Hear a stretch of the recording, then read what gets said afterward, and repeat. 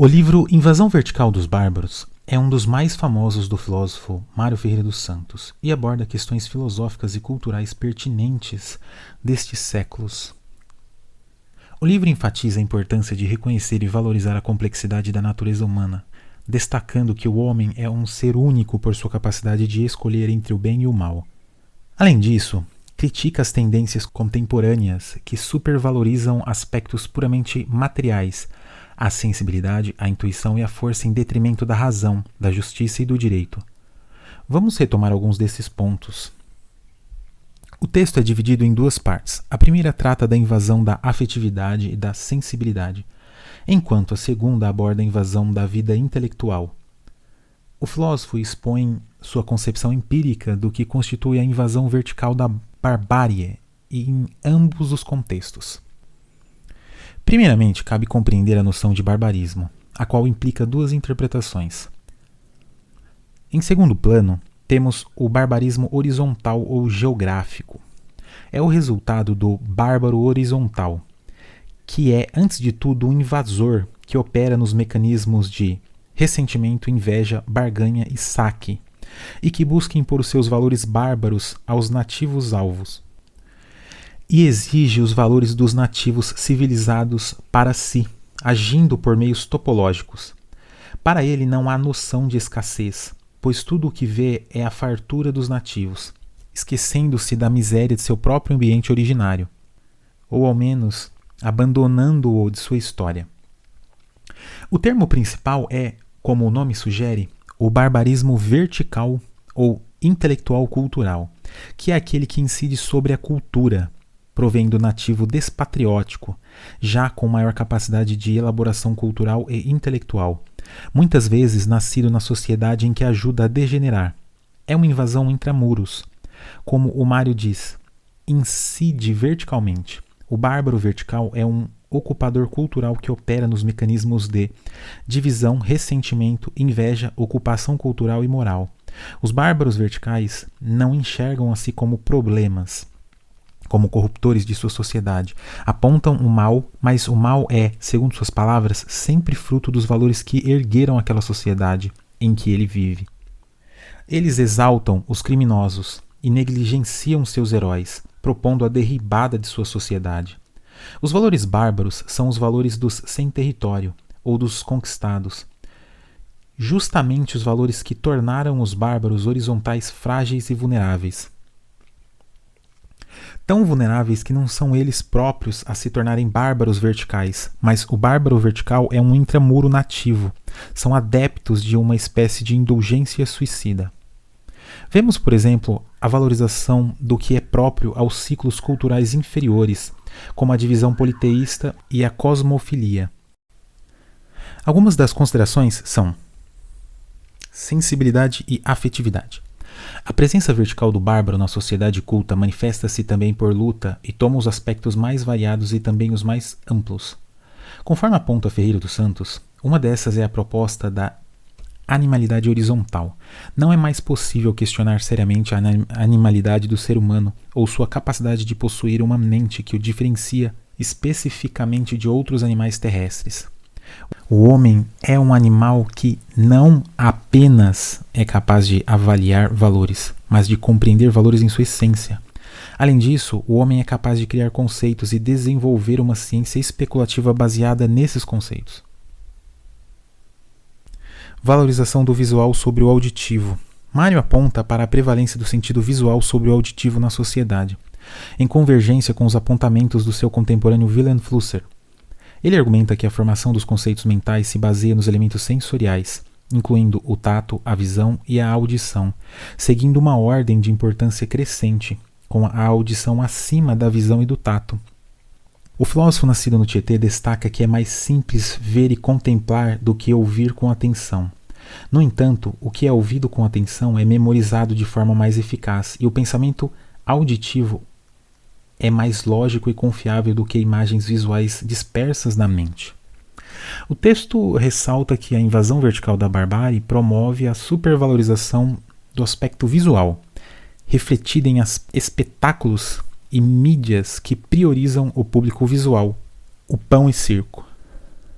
Além disso, o texto observa que em épocas como a atual, a tendência é que a valorização do visual sobreponha a audição, ameaçando até a leitura, uma forma mais auditiva de absorção de informações, uma vez que as palavras são destinadas a serem ouvidas, não vistas, no caso da leitura. Supervalorização da força sobre o direito. Esse tema é cada vez mais atual, mas é, de certo modo, atemporal. O autor também enfoca a ideia de que a força prevalece sobre o direito na contemporaneidade. O direito deixa de ser uma representação justa das relações humanas, baseado em princípios de justiça e na noção de dar a cada um o que lhe é devido. Não, em vez disso, o texto argumenta que o direito é visto como uma criação arbitrária do poder político, sem base ética sólida. A justiça deixa de ser valorizada e passa a ser alvo de desconfiança, dúvida e, por fim, negação, algo que é bem contemporâneo. A lei é percebida como uma mera expressão da vontade do legislador, próprio do positivismo, não mais refletindo o direito adequado ou a justiça, ou passando a ser resultado de trâmites burocráticos, ou do advogado mais experiente ou mais bem pago. A justiça torna-se um objeto de leilão, vendida aos que podem pagar mais. Degeneração religiosa. No contexto do barbarismo, ocorre uma apologética de religiões superiores que muitas vezes falham em atender as massas. À medida que as igrejas tradicionais perdem fiéis, surgem novos locais de crenças, frequentemente com títulos pomposos de religiões superiores. Em muitas cidades brasileiras, temos visto esses templos, e é surpreendente a ignorância de muitos falsos pastores que se autoproclamam guias espirituais para as multidões. Seus discursos consistem em oratória de baixa qualidade. Seria preferível que esses guias espirituais demonstrassem mais humildade e se esforçassem para estudar e aprimorar suas habilidades, a fim de não se tornarem veículos de incultura e barbarismo, em vez de promotores de uma religiosidade problemática. Sua principal responsabilidade deveria ser elevar seus seguidores para alcançarem níveis mais elevados, em vez de ceder a impulsos primitivos e adotar práticas irracionais que, em alguns casos, desafiam a dignidade humana. O Mário enfatiza que não basta fazerem-se citações bíblicas para despertar as almas e elevar os corações. Se essas citações estão entremeadas de ideias falsas e de preconceitos primários que produzem efeitos contrários aos desejados, então não são boas. A acentuação da repetição à custa da criação. O texto destaca que a repetição é uma característica das sociedades primitivas que são dominadas pela persistência de suas formas, modos de vida e técnica. Tecnocracia. O excesso de repetição pode impedir o desenvolvimento cultural, pois a verdadeira cultura é caracterizada por sua capacidade criativa dentro de um esquema sistemático. A cultura em constante criação progride naturalmente, mas quando para de criar e se petrifica, abre-se espaço para a invasão do barbarismo vertical. Este é caracterizado por um aumento na repetição, incluindo música com ritmos constantemente repetidos, repetição de situações e imitação excessiva de abstrações. O imitador substitui o criador, levando ao estancamento cultural. O texto destaca que a repetição primitiva e a imitação constante de valores primários substituem o criador até que tudo estagne. A influência do negativo. O texto ressalta que a negatividade é uma característica inerente aos seres inteligentes, pois tem a capacidade de discordar e assumir posições opostas. A negatividade por si só não é prejudicial, a menos que seja direcionada contra aquilo que é verdadeiramente positivo e construtivo.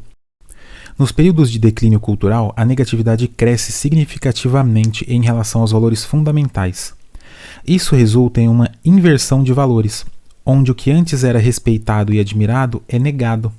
Essa tendência não afeta apenas os princípios religiosos, mas também os costumes, levando à desintegração das relações humanas e à fragmentação social.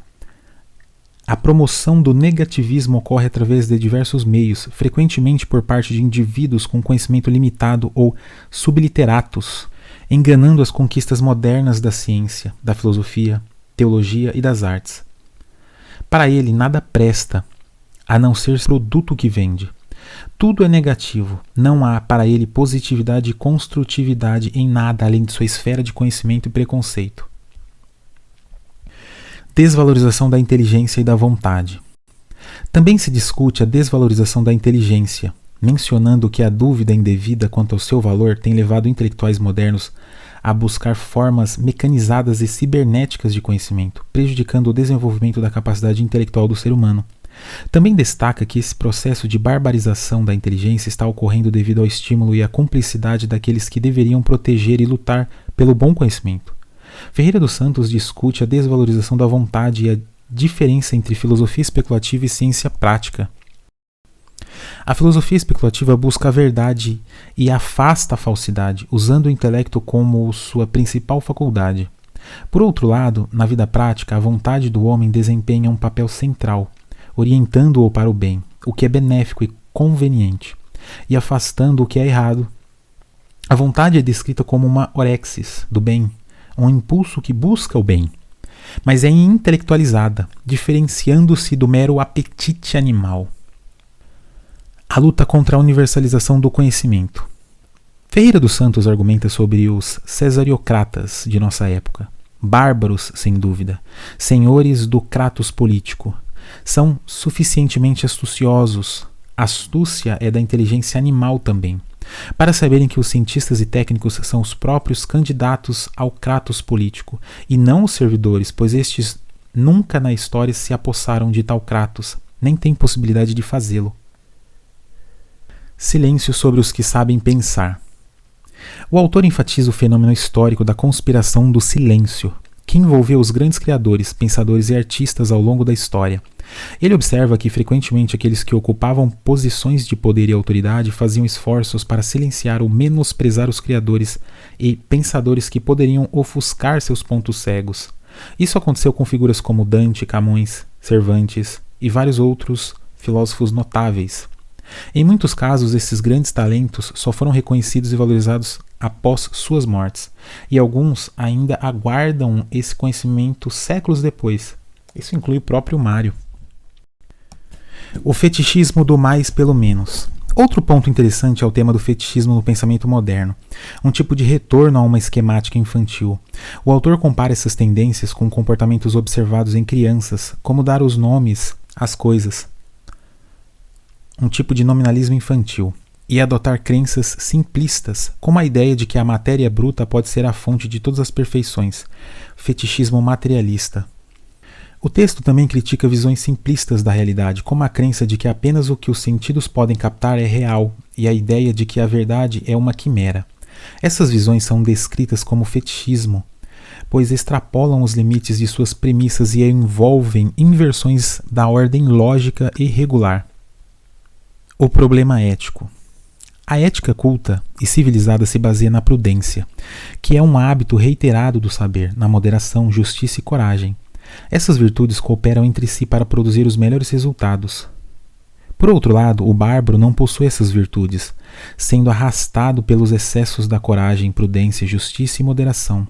O autor apela para um exame de consciência e observa que a temeridade e a audácia bárbaras refletem fraqueza de vontade e inteligência. Ele cita Nietzsche, enfatizando a importância do perdão, e afirma que a ética do bárbaro é baseada na vingança, na norma do castigo e na falta de amor. Ele volta e toma o poder por vingança. Preconceitos prejudiciais. Do mesmo modo que o moderno não pode ser aceito apenas porque é moderno, também não pode ser desprezado pelo simples fato de ser moderno. Aqueles aferrados ao antigo que repelem tudo quanto é moderno, incriminando-o de falso, de desapegado da verdade, cometem o mesmo erro que aqueles que julgam que tudo que é moderno é uma superação do antigo. É evidente que ambas as posições pecam por extremos. No texto, o autor destaca o comportamento de muitos intelectuais que tendem a se alinhar ora com o passado, rejeitando o presente moderno, ora com o presente, rejeitando o passado mais remoto. No entanto, o Mário argumenta que o patrimônio cultural da humanidade pertence a todos e não deve ser apropriado de acordo com preferências temporais. Ele enfatiza a importância de apreciar o que tem valor independentemente do tempo e superar o preconceito temporal. O pensador paulista critica a tendência de atribuir valor a ideias e realizações apenas porque são novas, mesmo que sejam falhas ou equivocadas. Ele defende a luta contra erros, independente de serem antigos ou modernos, com o objetivo de manter e valorizar o que realmente merece ser exaltado na cultura. Essa noção é muito importante, inclusive, para a articulação do que o Mário chama de positivo, né? O pensador paulista critica a tendência de atribuir valor a ideias e realizações apenas porque são novas ou apenas porque são passadas dessa forma, né? A mensagem central é a importância de julgar as contribuições culturais com base em seu mérito intrínseco e não em preconceitos temporais. E também de combater a idolatria de falsos ídolos intelectuais que não contribuem positivamente para a sociedade, isto é, de forma positiva. Conclusão. O autor conclui afirmando que é fundamental lutar pela manutenção dos bons ciclos culturais, fortalecendo os aspectos positivos e denunciando as ameaças. A denúncia é vista como o primeiro passo para cumprir o dever de proteger a cultura e evitar o retrocesso. Portanto, a obra tem como objetivo conscientizar sobre as ameaças à cultura e incentivar a ação para sua manutenção. Só ao homem cabe fazer ciência. Ao homem cabe o discernimento. O homem é o único por sua capacidade de escolher entre o bem e o mal. O verdadeiro sentido do homem reside em manter um equilíbrio. Esse foi o Mais Indutivo. Eu indico esse livro mesmo para quem está começando na obra do Mário. Se quiser me ajudar, aperta o like, compartilha, se inscreve. Abraço e até o próximo vídeo.